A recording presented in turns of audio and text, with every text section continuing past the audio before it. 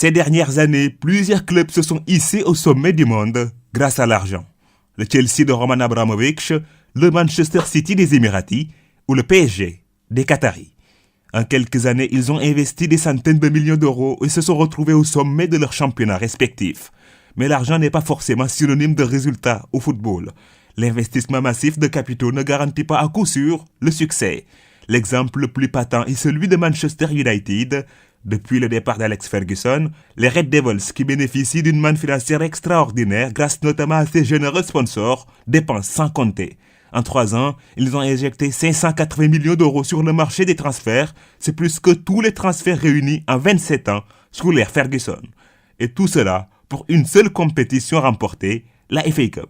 Alors que durant ces 27 années passées à la tête de United, Sir Alex a tourné autour de 3 trophées tous les 2 ans. Et il n'a jamais dépassé la barre symbolique des 30 millions d'euros pour un transfert. Le dernier mercato de United a botté en touche tous ses principes, 182 millions d'euros dépensés, dont le transfert le plus cher de l'histoire avec les 105 millions d'euros qu'a coûté Paul Pogba. Mais voilà, tout cet argent n'a pas servi à grand-chose.